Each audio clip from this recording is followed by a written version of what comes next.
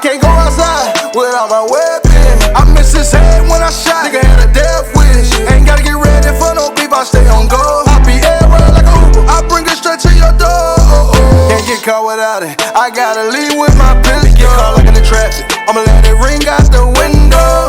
I'ma shoot, shoot, shoot. When I pull up on you, hanging out the sun. So I hit the homie, the big homie Jay-Z, right? And I told him to come pull up on me. And he pulled up on me. And this is exactly, I swear to God, my nephew, where's my nephew at? He right here to the left. I said to my nephew, I said, yo, listen, I have to ask him this straight up. So I said, yo, why, who is the people that's on NFL? And he said to me, and I'm sorry for anybody who don't understand. And he said, the white guy called for 50 Cent. So I said, well, who's the white guy? I'm digging this Jimmy Iovine. He said, no, Eminem called directly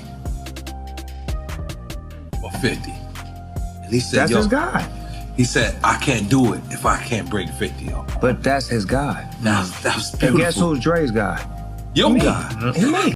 Beans came out last weekend at our powerhouse. Right. And Jay was on stage. I'm a witness to the fact that Jay called the state troopers and the K9 units were outside and Beans came to me and told me he called all of them because he thought we was going to bring it to him because he hasn't represented what it was he was supposed to do for me.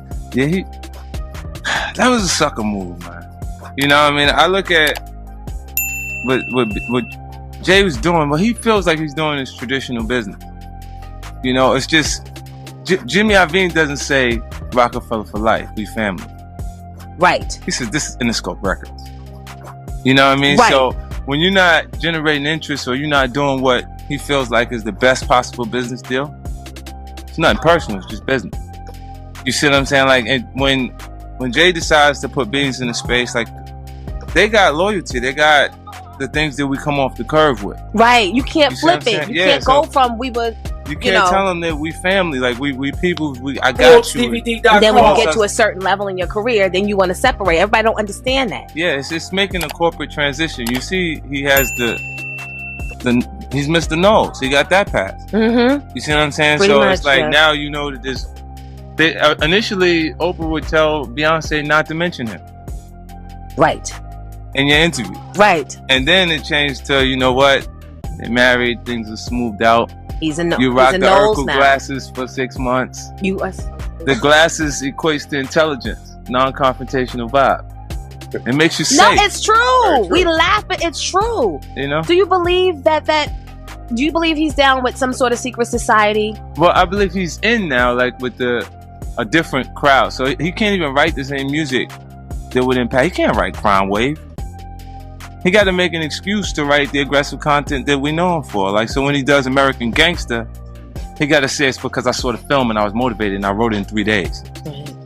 Instead of saying, this is how I'm thinking. Have you ever been approached by the secret society that when a rapper, and I'm talking about when musicians, black artists reach a certain level, this secret society still wants to infiltrate and control the minds of our youth? And so they incorporate you into the secret society, and so secretly you put out messages but you don't go against their grain, but it's like you're dressed like us, but you speak for them. But if you see, like, I haven't been approached by anybody like that. I know that there's a point where they have like different expectations of you. Like Jay, when they do My President is Black, they go, he knows better than that. But they don't say nothing about Jeezy. You see what I'm saying? Being on the same song. Because they look at him like he doesn't know better than that. Okay. You know, and it's a point where some artists start to want to be something different. And there's nothing wrong with being something different. When you get older, you know, you start to be a little more mature. Certain things start making sense to you, certain things don't. And it's obvious he's at a point where nothing really matters to him outside of his, relationships, his family. And maybe, that works for him. But when he makes comments like nobody's scared of 50 Cent, in regards to Kanye. And that was, you know what that was? It's the non-confrontational vibe we just talked about. Like, the guy who was talking to him made him feel like a punk. And he had to point out, come on, get it right. Nobody's scared of 50. You know what I'm saying? Like, they don't have no issue with me. I didn't say nothing to him. Right. You know what I'm saying? At that point, he's not addressing the guy, treating him like he was afraid of 50 Cent. And that guy's doing that based on him being safe, you know, like having a more approachable vibe. Like, Lil Mama, there's points where people enjoy music.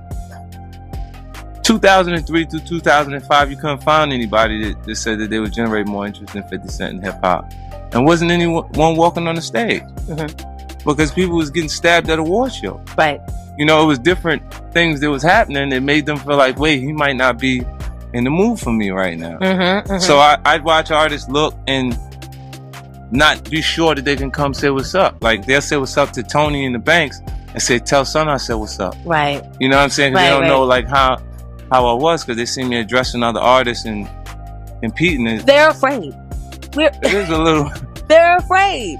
I have to admit, and I told Nelson, I said, I be wanting to call the office and have conversations, but he might be taping.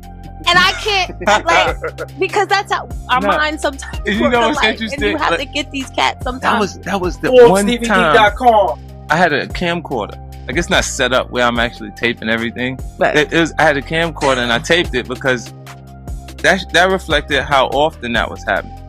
And we're now referring to the Young Buck situation. Right. Because I taped that conversation because the public wouldn't understand why I was upset with him. They would feel like, oh, 50's just mad again. Because they see me attack so often. Right. They feel like I was just, he's choosing this, he's attacking his own people. He's going crazy. Right. And so 50 had the audio of Young Buck actually, you know. Crying on the tape. And so we got to see. Yeah, but he do these things. He says things publicly and then come back and cry and apologize. Like, and at the time that we going through that, I'm $250,000 into his personal. Like, I paid his taxes twice. So, you know, like when you got someone who's impulsive and then you add addiction to it, you get a person that's out of control. Right. And we understand. And then, like can't hold them completely. In Beans' enough case, they didn't even give them the money. Like, when he was coming out of jail, he did a year and a day.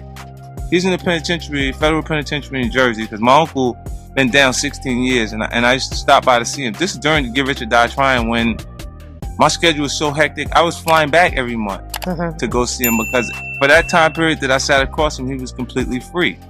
Like, I can't get him out of the pens right now, but I can take his mind out of it. Right. You see what I'm saying? And I talked to him, and then from that point, that's enough for him to be like, man, you really ain't got to come see me next month, but if you can, I'd like to see you. You see what I'm saying? Just because that was enough. And Beans had to be in there and feel that. He had to feel me come in the building and say, Jay ain't coming to see me. You know, so like his frustration at some points, like when they point out the businesses that he had, like the sneaker deal and the different deals. Yeah, he said Beans was driving 2 Bentleys and his mom was still living in the sticks. And yeah, like when you point these things out, they're not factoring in that he was the best option out of the actual crew. Right.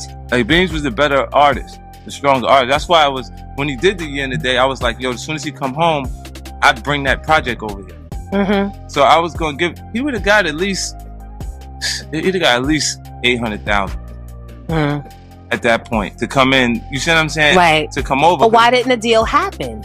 Because Jay was telling them that he didn't want to lose him. It's the same. You know what happened? You don't want to lose him, but you don't want to do nothing with him. Jay and Puffy had these feelings towards me at one point, I believe.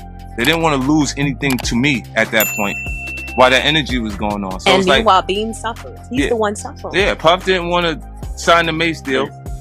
Right. You see what I'm saying? And Jay didn't want to do that, like, because it was like to him, like, you know, the perception of it is like, I'm losing something to him now. They're like, very competitive. Right. He even thinks that he's competing. What did he say? The only one, I'm not competing. I don't have to respond to Game or somebody because the only ones that are better than me are not, or as good as me, excuse me, are Nas and Eminem.